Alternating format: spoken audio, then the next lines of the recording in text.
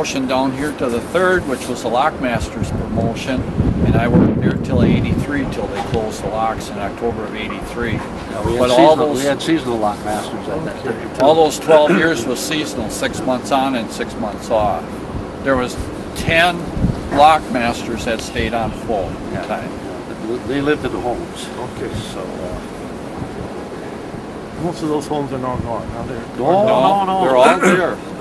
well, they're not all there. Some of them have been tore down. One was right here at the second lot. Our maintenance foreman lived there, Lawrence Heller, for a number of years.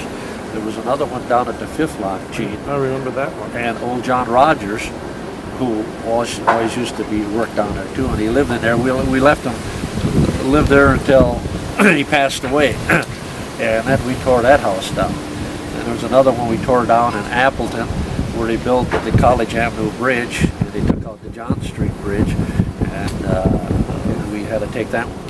Plenty of places. They could go through, but they'd have to drop it down, step the mast. Yeah. But the railroad was down here looking at this the other day, and I said, well, how you doing up at Appleton 3rd there? He says, we're working on it. And I says, well, I suppose a few $100,000 or $100,000 for that. Oh, he says, $2 million they're putting in that. It's going to be all automated. They'll be able to run it from the dispatch. Who's doing that? Is that Fox Valley Partnership? Fox River. Okay. C.R. Meyer is the contract. Okay, so they are proceeding. Actually, C.R. Meyer built most of these structures on the river.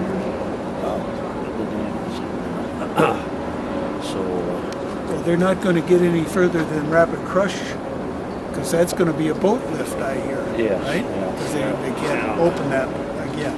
Yeah, I would, unless something happens that those exotic fish or whatever get up in here anyway, you know. Well, we had the Lawrence professor was there, and there's more coming, so they're probably going to keep it locked down.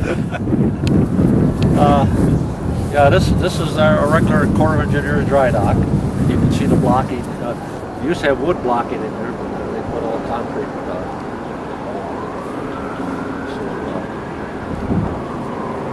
Even when the canal was full, we could still utilize this in case we had problems, like when the water was when the water was going through the locks and everything, we could pull it in here and dry dock them and make necessary repairs if we had to.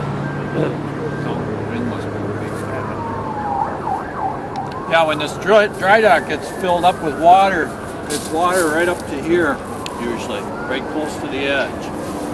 And then on the end there is a weir that will let the water out.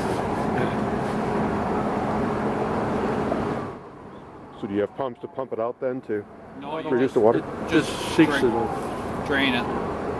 Just a valve, gate valve. This old building here is left from a tour. This old wood building here. The two gates on the other end, if you look at the bottom, there's 2 holes in the bottom, and them valves would get screwed. There's a machine screw like, and they'd get opened up, and it'd take about a day or so to fill this up to the top. And then this valve here would... We had a little metal building, and then I guess it was given over to the Sea Scouts, wasn't it, Dave? And then the Sea Scouts I think it was over a little bit further, wasn't it? Well, it was in that pile of trees there somewhere. Yeah, it's kind of growing up now, but that's where he had his building for the... That was Jim Banbury? Jim Banbury's Fox Navigation. A little building there, that was their office building and place where all the guys came to work. When was that Sea Scouts building torn down? I seem to remember that. That was the navigation, Fox Navigation's building. Oh. Was that torn down some time ago? The Sea Scouts had to be, what, in the late 80s maybe that building got torn down? Yeah, I always thought they were in this facility, but you're right. They had navigation coal barges. When they would lay them up for the winter, they'd run until freeze up. And then once they couldn't run anymore because the river was froze, then they'd come in here and we drain this whole, all the lock system, and then they would have their barges and tugboats moored down below. I think you can see some of the wood sticking out the.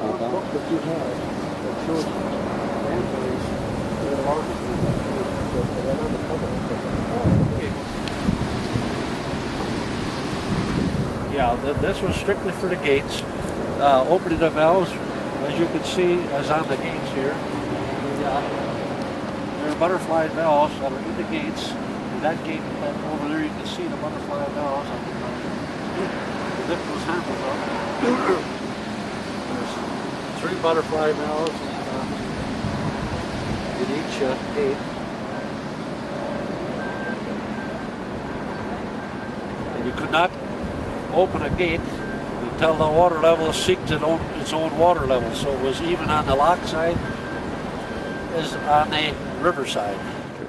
If I remember right, as a kid, I watched my uncle go around and around about 30 times to open up one of these gates. Is that about right? Yeah, that's about right. Okay. So, the third, right? This is the third, fourth.